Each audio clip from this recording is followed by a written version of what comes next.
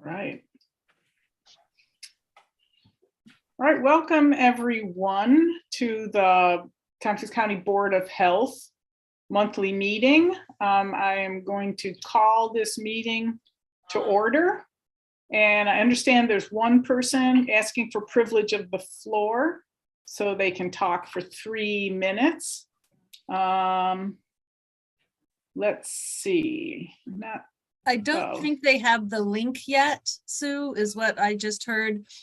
So I think we're still trying to work on that connection. Do we know who Bread of Life Anglican Church is?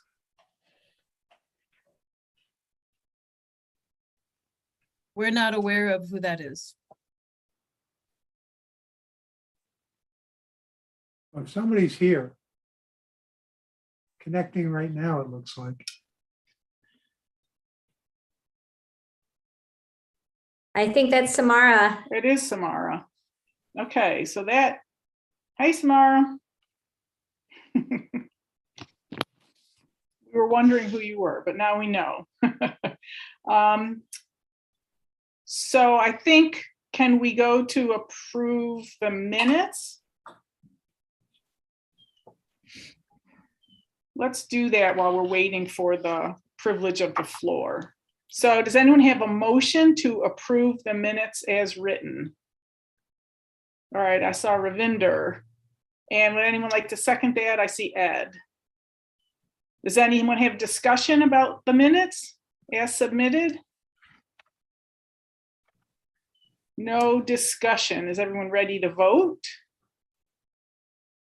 Okay, so I guess I should get the participant list. If you're ready to approve, let's vote to approve the minutes. If you want to raise your real hand, not your virtual hand. 2, 3, 4. It looks like it passes. All right. Minutes are accepted. Sam, how are we doing on? Oh, I'll let you know. Okay, so we don't have our privilege of the floor yet. Brenda, do you want to go ahead and go over the financial summary? Sure. The financial summary was included in your packet, and I just want to glance through it here really quick. I don't think I have anything further to add. We're in the midst of getting ready to file our quarterly claims and our second quarter state aid. And the legislature did pass the 2.3 million in revenue to cover COVID sampling costs. So we should be good for a while. You can see we've spent 1.1 million as of June, actually paid as of June. Mm-hmm. So we'll continue to monitor that. Does anyone have questions or comments for Brenda?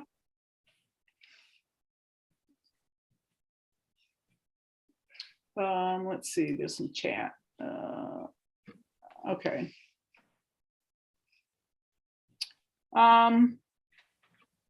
Okay, should we go to reports? Frank is not here. Does anyone have an administrative report in his absence? I do. Frank is on his vacation. He did want me to remind everyone that we do need a quorum in August. So please let Karan or I know if you are not able to make the August meeting. He expects to bring bylaws to the board at that August meeting, and that would be August 23rd.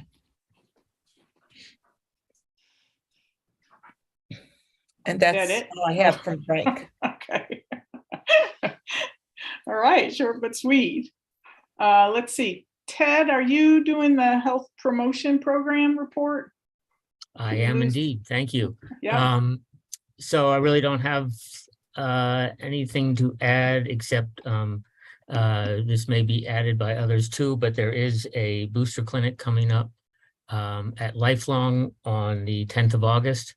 So we're promoting that. That's in the afternoon.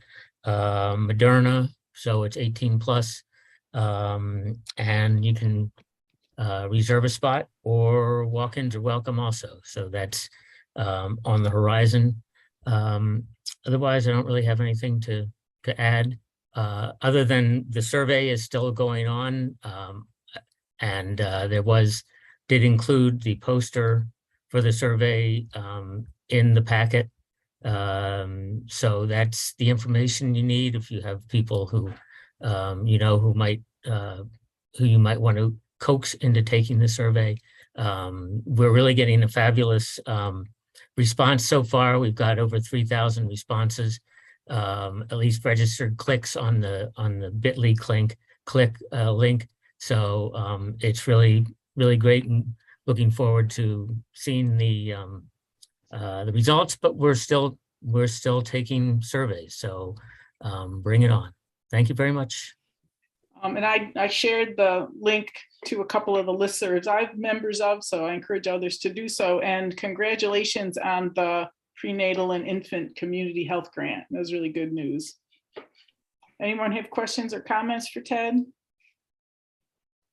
All right, and we don't have the speaker yet. Dr. Klaypeck, you have any updates for your report? Thank you, and good afternoon, everybody.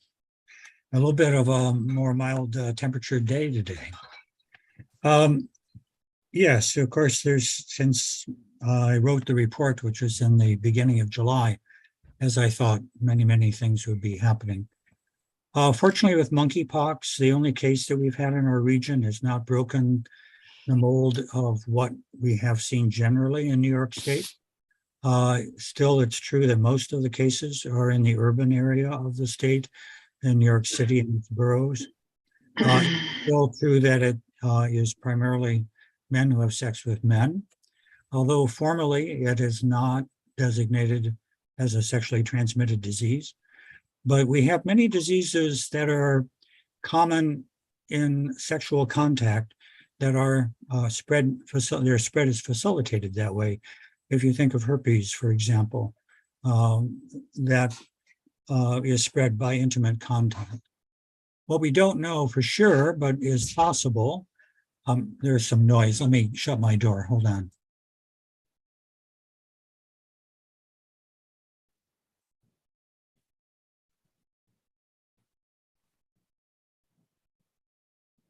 Sorry. What we don't know for sure is whether the virus is transmissible through semen, through sperm, and the fluids of semen, and vaginal fluids. But be that as it may, the intimate contact is a key point. And there's no reason why it shouldn't be transmitted heterosexually or in pregnancy, et cetera, but we have really not seen that to be an issue. So the message still remains the same the end of the month as it was in the beginning of the month. And several times we put out press releases to detail the risk factors, to detail the advisability of early diagnosis, to talk about vaccine and to talk about treatment. And hopefully that message is being understood.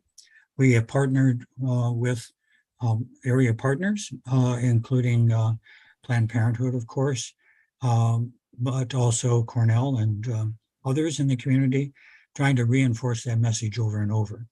So at this point, there is concern. You are undoubtedly aware that in the last few days, the WHO declared it a global emergency. That's not a very light statement to be made. It is unusual in that it was the director of the WHO who decided on that designation. Their advisory board were split on the status and whether to call it that, but the director, for whatever reasons, and I haven't seen them detailed, decided it would be prudent at this point to be labeled as such. So we have another global emergency that we're dealing with, in addition, of course, to coronavirus. To talk about COVID, in my report, I mentioned that I feared BA 2.5 would become prevalent, and of course it has, and it's not yet at its peak. That's not very surprising, I don't think. And I don't think it's very surprising that we'll probably see another variant as BA 2.5 ramps down, another variant ramp up. What's concerning is what is the way forward and what is our long-term prospect about coronavirus, and what are we going to be potentially called upon to do as a health department to deal with it. I was asked this morning at a primary care meeting whether patients should be advised to wait for the ideally more variant-specific vaccines that are projected to come out this fall. Most of what I read and my inclination is to say no. If you have not been fully boosted, you should be. A bird in the hand is worth two in the bush. That's just an old saying, but in infectious disease, you never want to say you're sorry. As a practitioner of healthcare, you never want to say, oh, I'm sorry, I didn't have you get that booster, and now you're sick. That's too bad. That's not a very good position to be in. We don't know what these new boosters, how quickly they'll be approved. We don't even know if they might run into a problem along the way, either in production or in their efficacy. Until we know that, we don't know exactly where we stand, and the best status is to move ahead on getting people boosted. The boosters that are projected to come along hopefully will be even better. It is very likely that those of us who are fully boosted will be wanting to go ahead and get further boosters. I think that's going to be true, not only this fall, but as we go into future years. And so what are we looking at as a health department as we go forward?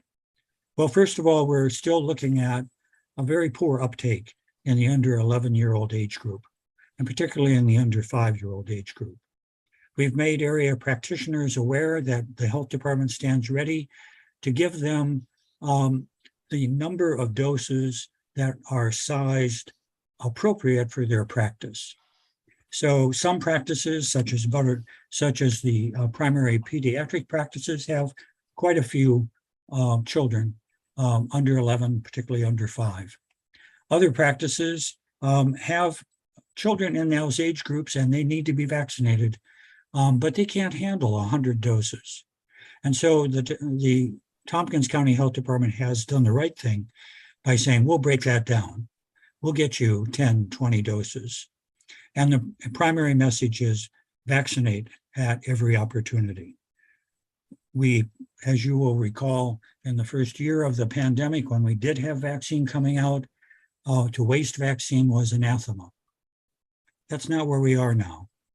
And with particularly young children, and getting those children up to a reasonable vaccine level, vaccinating at every opportunity is what the message is and what the department is trying to do.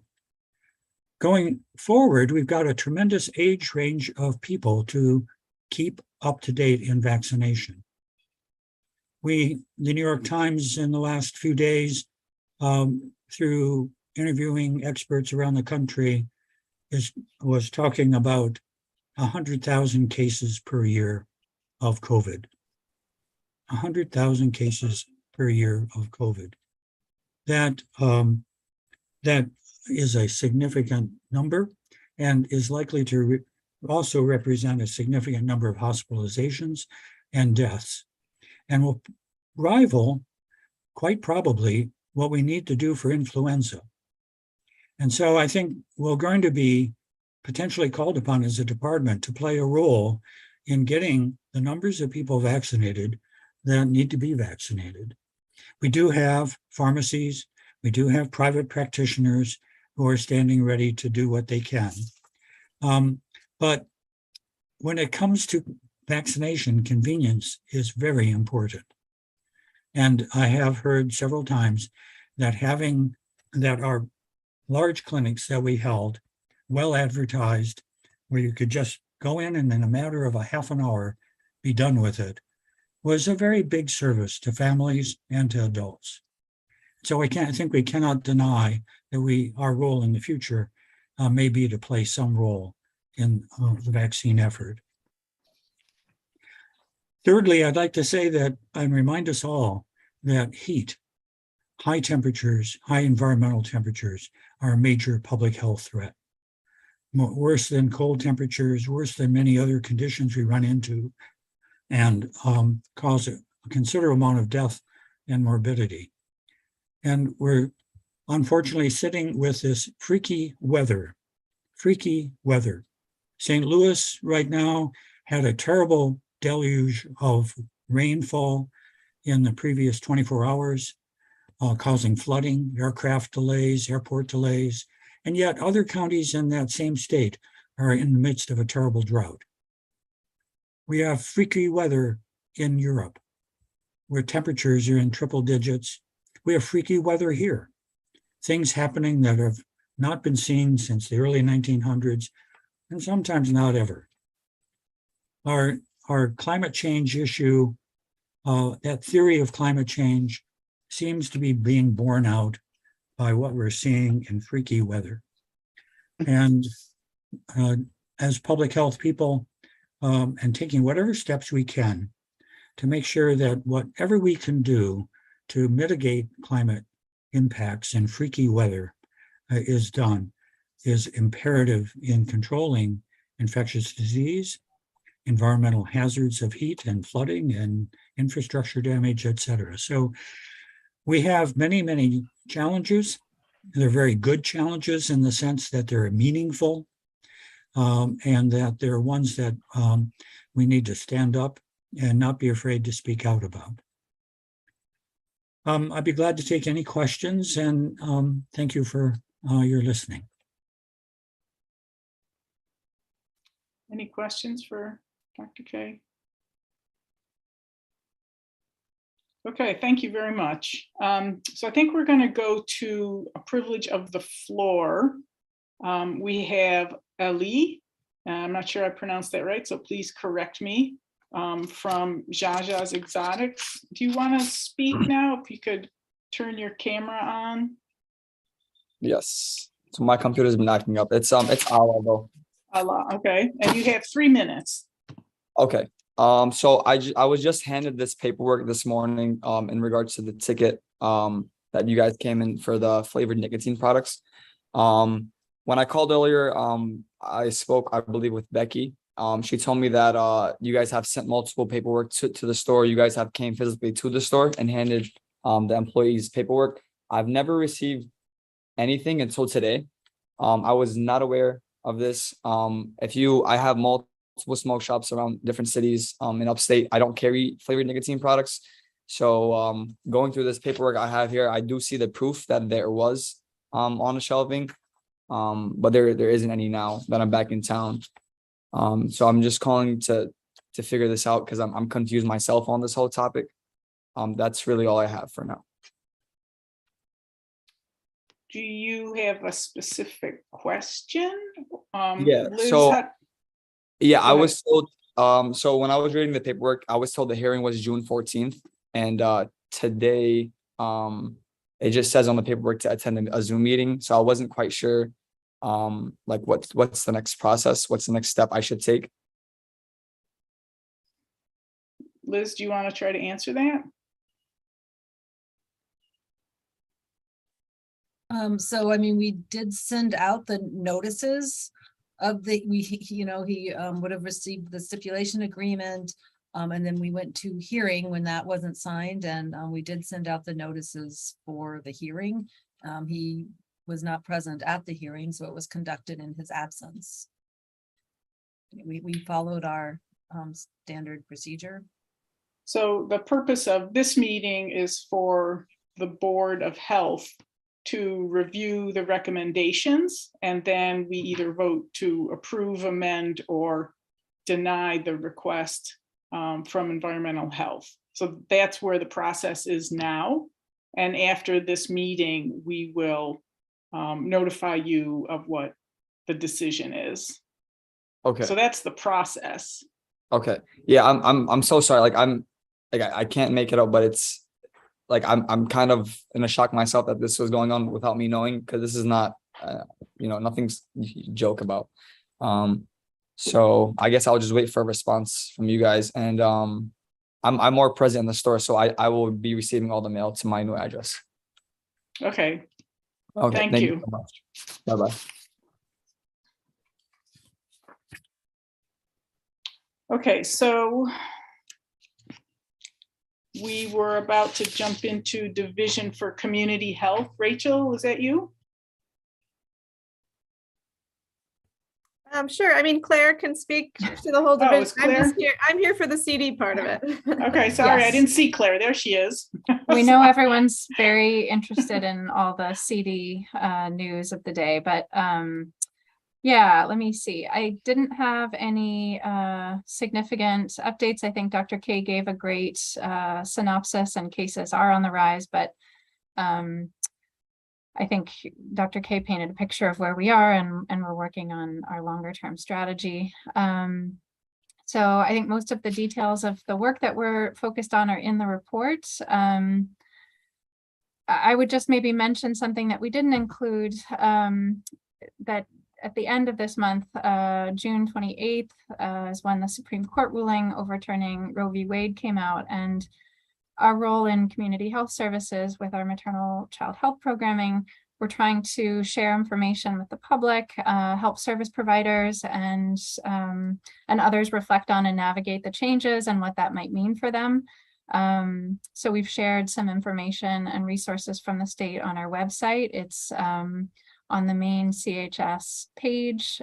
There's a link to reproductive health resources. So I just wanted to add that. And then Rachel is here to ask any monkeypox related questions from what our division is working on. They've been working really hard to keep up to speed with the new guidance and respond to questions from the community.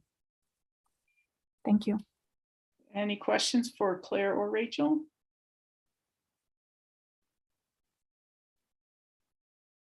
Oh, Ed.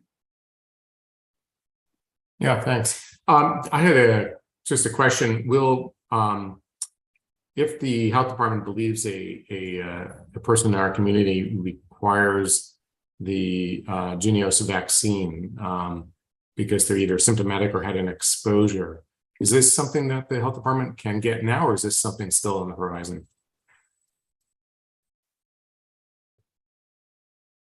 Rachel might be able to answer that even more eloquently than I can. But my understanding is that when such a situation arises, if they seem to fit the profile of an individual for whom the vaccine is appropriate, our step is to interact with the New York State Department of Health. And New York State Department of Health is the one who has the vaccine and who is able to release it in appropriate circumstances. Is that your understanding, Rachel, as well?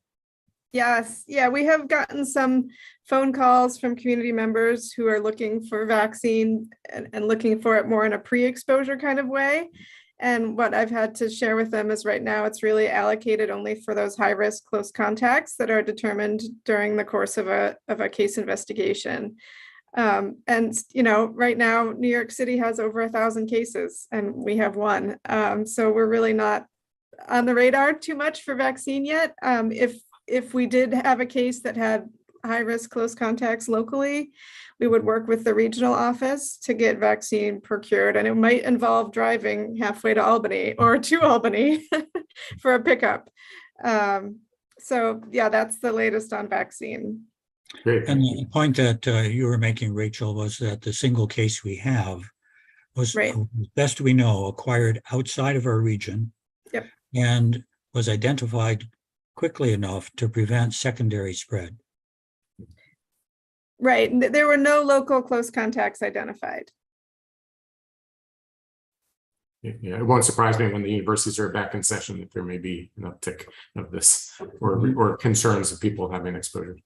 Yeah. Any other The, questions?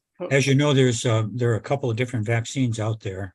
The older smallpox vaccine, the one that ACAM 2000, right? is difficult to give. The old one where, you know, you get vesicles on your skin and you have to cover it and all of that, and it's very challenging, really. And then the newer variety, and the newer variety is in the shortest supply. The last I had heard was that Brian Beckinson, in the Department of Epidemiology and DOH, was saying that the projection was to ramp up delivery of the newer variety, hopefully in the near term. But you know, much is said, and one never knows exactly whether the performance can meet expectation. Any other questions? Okay, I don't see Deb. Does anyone else see her? And Deb is not here today. Okay, She thanks, had Fran. something and needed to step away. She'd be glad to answer questions. I guess the only takeaway I got from that report was that there's still wait lists for speech services, and they seem to be working pretty diligently to try to improve that situation. County Attorney Bill Troy, you ever anything to say, to share? I do. I don't know how closely you folks have followed the grassroots event this weekend, but it went forward without a permit because they were out of compliance the entire weekend in some significant ways. So that's over. We have to now address what to do going forward with these folks who really just seem to ignore our health department with regard to potable water, proper porta potty set up, and those sorts of things. So we're going to address this going forward. Can't have this happening again. Okay, thanks, Bill. Any questions or comments? Harmony. Thanks. I can give you a report on what the Community Services Mental Health Board did in their last meeting that was held on July 11th. Frank shared with them the tentative new name of Tompkins County Whole Health. The chair of the board, Dr. Morag, has resigned from that position, so they will be working on new leadership for the board. They do not meet in August, so that work will most likely start in September. The topics really for the meeting focused on a review of our local services plan for 2023. We'll begin that work this fall. And we also talked a bit about the Suicide Prevention Coalition's work. And you'll see that Zoe Lincoln is on the call in this meeting today. She is a public health fellow who will be working closely with the Suicide Prevention Coalition in their zero suicide efforts and in data collection, working both with myself and Brenda on that. And we also had a presentation provided to us by Josephine Gibson, the executive director of the Mental Health Association. She has requested an over target request of funding to help support their development of a peer-based drop-in center on the Commons. And the board did approve that over target request, so it will be submitted.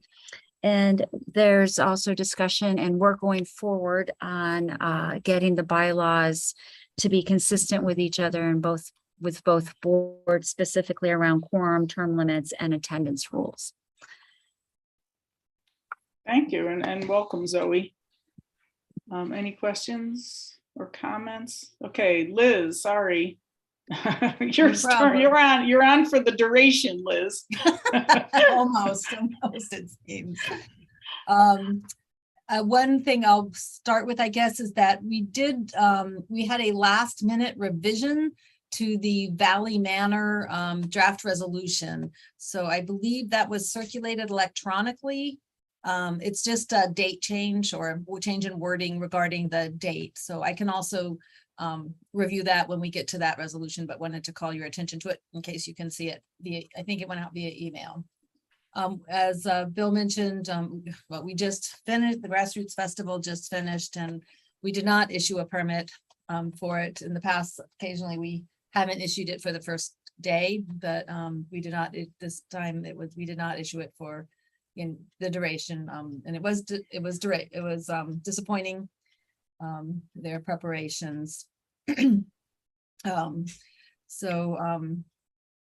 Yeah, so we conducted inspections during the festival to try to generally ensure that they had a safe festival, and we will be bringing enforcement to the Board of Health.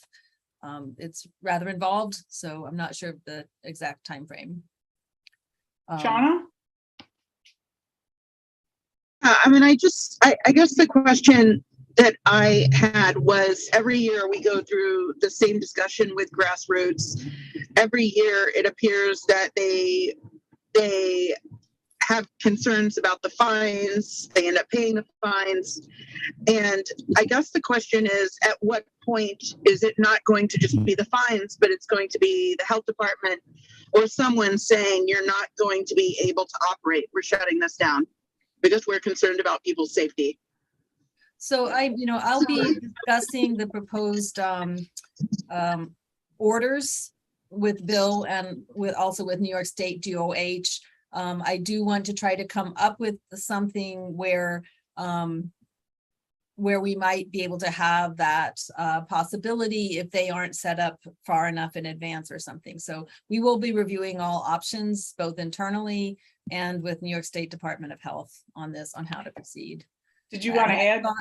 Each year we try something different. I had hoped we came up with the schedule that was in the last order where they had to have certain things set up at certain days, with grassroots. And I had hoped that would lead to a more successful festival in terms of compliance with the health department, but that wasn't effective. So we'll be trying to come up with something that's effective. I don't think we're at the point now where we would just say no permit, but I want to be in a position where we tell them that you comply next year, or there could be no permit. It's a possibility. We'll be discussing it internally, though. Did you want to add anything to that, Bill?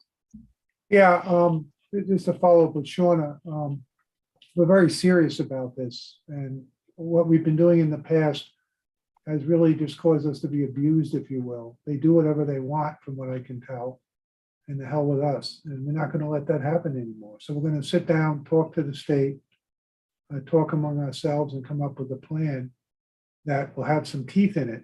And there really will be a penalty, not a punishment, just a penalty to get them into compliance. Dr. K? I just would comment that in, I think it was late June, I had occasion to pick up a grassroots flyer and leaf through it, look at how they position themselves, how they represent themselves to the public. And basically it comes down to that, we're doing everything for your safety. We have this and that. It implies that they're doing all the right things. And it's anathema to have them use us in an inappropriate way. Okay. Liz, you want to continue? Yes, we did not submit a monthly report this time, primarily because of the effort that it takes with all of EH when Grassroots Festival is around. We have had, I don't think this has been reported before, a former EH employee, Kate Walker, has returned to fill one of our retirement vacancies. And we've also hired a former Chemung environmental health employee, Tom Palmer. So we're quite excited that we've got some experienced people here, which will really help with replacing the retirements and hopefully minimize the training time to get them up to speed. That's all I have. Any questions or comments? Okay, should we move to the enforcement actions? Let's see. So I think we call for a motion to accept the resolution in a second, and then we can give Liz a chance to explain before we have a discussion. So is there a motion to accept? the resolution? David, how about second? Ravinder? This is for Liz, you want to give it? Zaza's, correct? Right, What was just that? clarifying, Yeah, that this is yeah. for Zaza's. Okay. So this is one of two ATUPA violations that is on the Board of Health agenda this month. It's similar to some that were on last month. However, in this case, the parties did not sign the stipulation agreement, so these cases went to hearing. One note on Zaza's is that let me make sure that we did also hand deliver the notice of hearing and the stipulation agreement to the store. So they received it by that method as well as the certified and electronic mail. This is for the sale of flavored nicotine products. The hearing we held the hearing in this case without the a representative from Zaza's being present, and the hearing officer supports our proposed fine of $600. Any discussion or comment?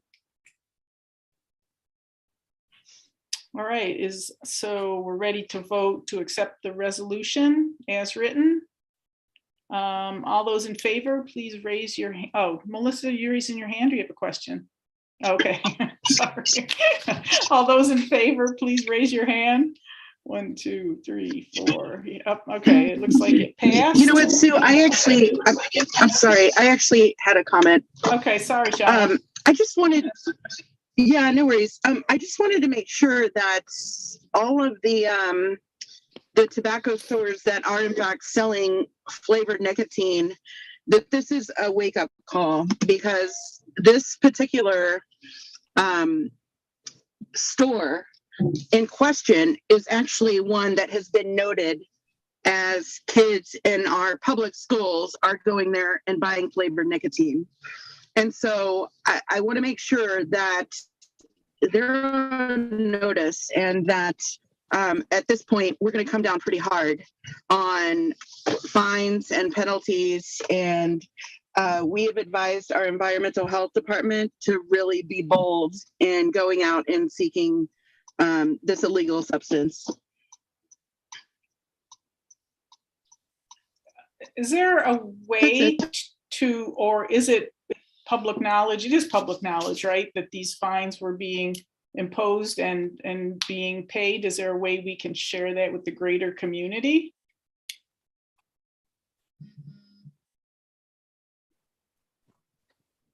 I mean, we could utilize Facebook. I mean, we've never called particular attention to fines before for an individual. I suppose we could, because it all is public knowledge, public material. Or even generically, just to say this month, X number of places were fined for, and we're doing inspections on a regular basis. Maybe that would help. Just an idea. Ted? Sometimes Ithaca Voice picks it up and will run an article and state the violators. Ted? Just a quick comment. You could put a press release out that says that this is happening. If I were more active in tobacco as I had been, or if we had our tobacco person on board, that would be what I would ask for. And so I guess I'm asking for it now, is that, and I'm sure I can, well, I don't know if I can find examples. I can certainly poll the tobacco program, certainly in Cortland, a group, and see if they have examples. But I think that having a press release that says this is, I don't think I want to use the word epidemic, but it came to my mind. And this is a serious problem. That would be a way to put the stores on notice, and it would be a way to potentially bring the awareness to the general public, who would be more on the lookout, because the tobacco laws really are, in large part, complaint-based. So that's, they only get inspections however many times. I don't know. I'm not going to speak for the Atupa people, but I do know certainly with Clean Indoor Air Act, it's all, I mean, it's basically all public aware, public turns somebody in or contacts the health department about a violation that they see. So I think that would be something that would be worth considering. Or I ask the Board of Health or whomever that would be something to consider. So my one comment I have on this is that we do have another order coming next month that you might want to see. It is a repeat, so the fine is much higher. We might, I think Sean, I think you were copied on that. I don't know if we want to consider the timing of it with respect to that. We also have we do have a page on the website, which is not updated, of a Atupa violation. So I will talk to Skip and Becky and get that updated. Ed? Is it difficult for the health department to kind of find all these cells and kind of check in on these places? Is that the reason we need to kind of employ the public to help us out here? We're required to go in to inspect each facility and, Right. Okay. So I was just wondering if we have the staffing to do that. So to make sure that we're kind of on top of these people selling. From the inspections, it sounds like that community talks to each other, right, and knows what's going on. Because we have had comments about these, the other people around me are doing it, so I'm going to do it, and that sort of thing. So I think they'll also be aware of the fines that are being imposed. Dr. K? Do you have your hand up? Thank you. Yes, I do. Yeah, so obviously this is a serious thing. The nicotine addiction begins in adolescence. And the flavored, I just want to remind everybody, the flavored products are a way to build the market for these companies and for these retail stores by getting underage individuals addicted. It's not a simple matter. I think the more public messages, the better. You put one message out, one press release, how many people are going to look at it? How many people are going to really read it? You put 2 or 3 out, your likelihood of somebody noticing it will go up a bit. If you couple that press release with the reasons why this is important, with the reality of nicotine addiction and the deaths that it causes downstream, it becomes more of a message. Why are we bothering? Why are we fining? We're fining because nicotine addiction kills people and it causes amputations and it makes you more susceptible to COVID. I mean, there's a whole bunch of things that this is important for. Mm-hmm. We used to publish restaurant inspections and the press would pick up on it. That hasn't been, I haven't seen that in the media now for, what would you say, Ted and Liz? It's 5 years, 10 years? And why did it stop? Publicly available. Still publicly available. Yes. And so is it the media that just has said ho hum? But that used to be, you'd look at that and say, whoa, I don't think I'm going to that restaurant, right? So for a business to be put out there is no light matter, but it is also one of the ways to be effective, I think, in making the public aware of what's happening. Okay, so that might be something to consider moving forward, especially with that second violation that's coming. Sue? Okay. Yeah. So I think retail establishments need to have a license to sell tobacco products.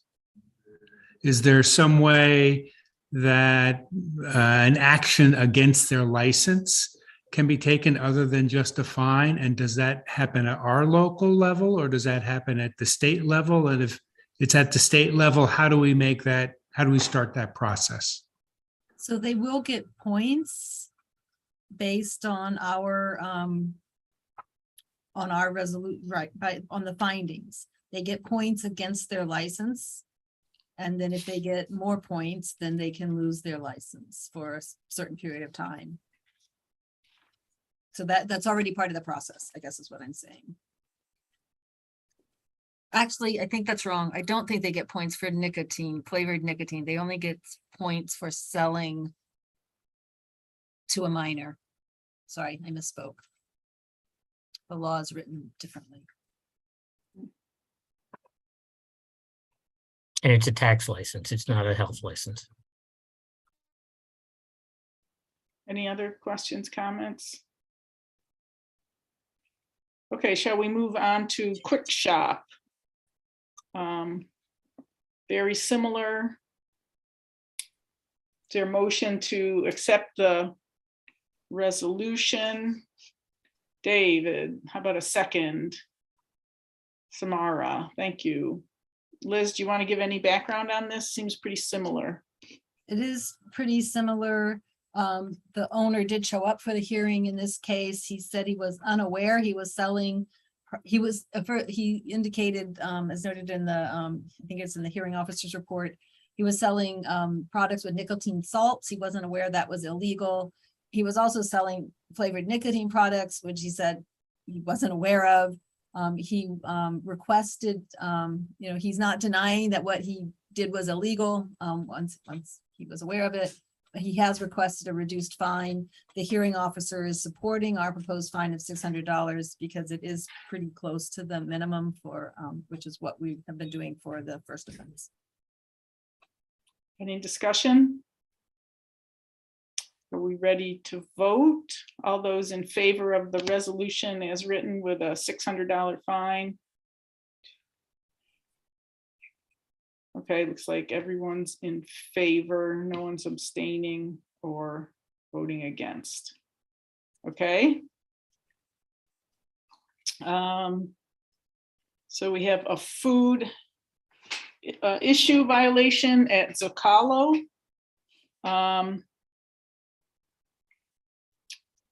Do we have to motion and second discussion? Guess we do. Anyone open for, okay, we got a couple people, Ed and David, first and second, thank you. Liz, you want to give a background on this?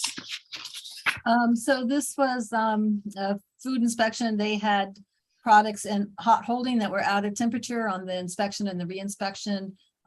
We use our restaurant scoring matrix for the fine that you guys have seen before and are proposing a fine of $200.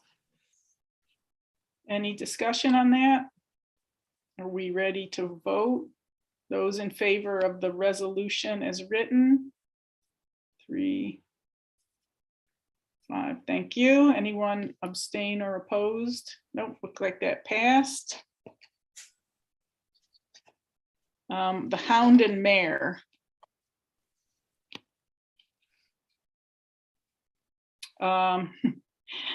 Let's see, a motion to accept the resolution. Any David, second? Okay, thank you, Samara. Okay, we have a discussion about it. Liz, is there anything you want to say about this one? This one was cold holding violations on the inspection and the re-inspection. Product was eggs. Proposed fine is $200. Any discussion? All those in favor as written?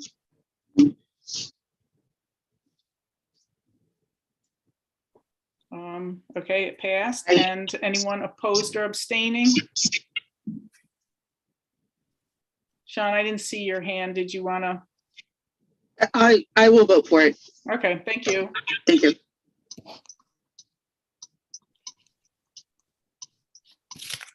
And then we have Homewood Suites. Is there a motion to consider this as written? David, is there a second? Ed, thank you. Liz, do you want to give a background on this? So this one is the food service violation. It's at the TR, but it's for their food service. We had insufficient refrigerated storage during 2 inspections, the inspection and the re-inspection, and the proposed fine is $400. And why is that 400? We use a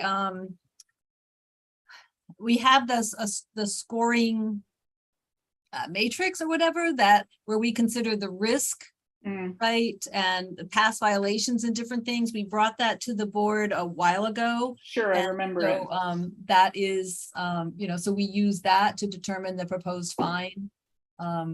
I can look into exactly why this one is, I haven't looked at the specific scoring spreadsheet.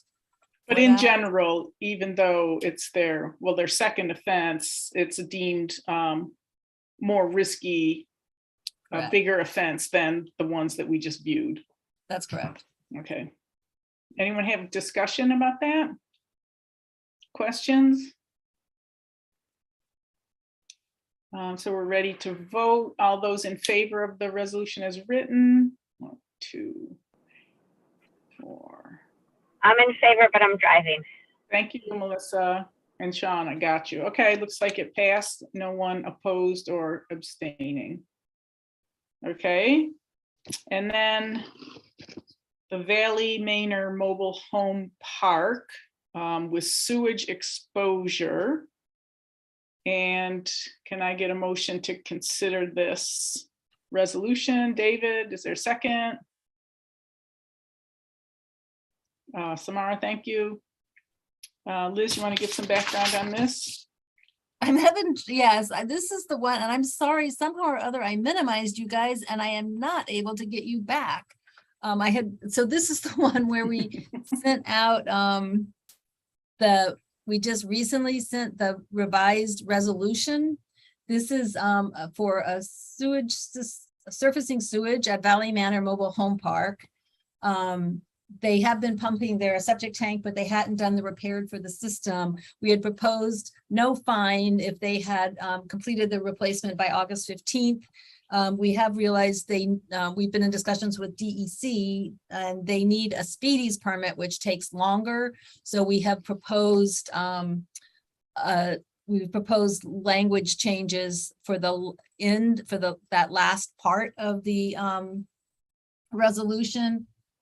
Instead of saying complete the replacement of the sewage system in accordance with the OUTS construction permit by August 15th, we would like it to say number 4, complete the replacement of the sewage system in accordance with the OUTS construction permit within 30 days of issuance of a speedies permit by the New York State DEC.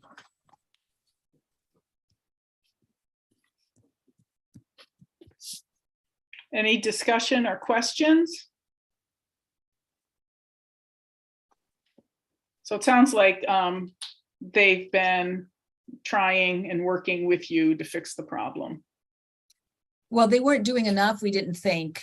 So that's why we went to the orders, but they do have to get this DEC permit, which might delay things some more. Okay. Does anyone questions, comments? Are we ready to vote on the amended resolution, which would say within 30 days of getting their permit? All right, all those in favor, raise your hand. Anyone opposed? Okay, thank you, Melissa. Anyone opposed or abstaining? It looks like that also passed. So I have a discussion for the 2023 budget. I assume that's you, Brenda. Where's Brenda? Yeah. So I included our kind of our little summary document that we created for the Board of Health. We are $36,000 under target. We are sharing that money back with mental health in some of our joint efforts. Last year, they supported us by, I think it was a similar amount last year. I'd have to go back and look. We have only 2 over target requests this year.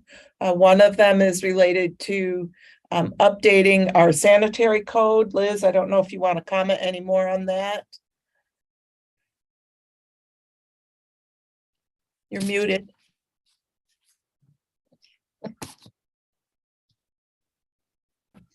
We are working with interns mainly this year. This was, we sort of had 2 years of funding sort of approved in last year's budget.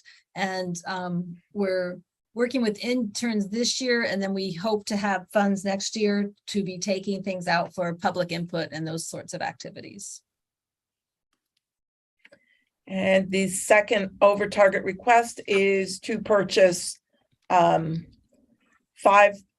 vehicles. These will be replacement for existing vehicles. The county now has a sustainability coordinator who is actually handling the fleet for the county, and he makes recommendations and so on. And he is probably much more up to speed than some of us on electric vehicles and replacement. And the goal is to get a better return on those and help continue the support of electrification of county fleets across the board.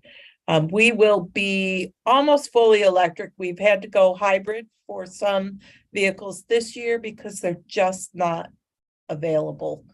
Some of the electric vehicles that we were looking for, in particular for our sewage program, they need something with a bit higher clearance. So we have some RAV4 primes coming. In fact, we've received one so far. I think we have 2 more that will be in shortly, I hope. So our budget has been submitted and has been looked at by county administration, but we've not heard any feedback. The increased funding that we received through the state, both are in state aid. We got an extra $100,000 in our base grant. And so that went from 650,000 to 750,000. And the legislature did approve to pay on our fringes as long as we were under 50% fringe rate. So we estimated around $500,000. Those funds were used to cover positions that were only one-time funded last year. So we were able to do some of the cover positions that we brought on board, and now we'll be able to continue those. In addition, we put a fair amount of money in training. There's a lot of holistic looking at our training programs across mental health and public health to do things like trauma-informed care, diversity and inclusion activities, etc. So we did put additional funding in for training next year. And Brenda, is this the last public health budget? Will they eventually be totally merged, or is the vision that they'll be separate moving forward? We continue to work with that with the county. There are state regulations and financial implications. Our goal is that our administrative budgets, which is 4010 public health and 4310 for mental health, that we could merge those two. But all other program areas will still have separate what's called a functional unit. So kind of like this. We don't know yet if we can do it, but we are working through all the various pieces to that. Okay, thank you. Any other questions or comments? Thank you, everyone. If there's no other business, I will adjourn the meeting until next month. And remember that we do need a quorum. So Karen, I'm assuming that you'll at some point ask us if we're going to be there. So check your calendars. All right, bye-bye, everyone. Thank you, Sue.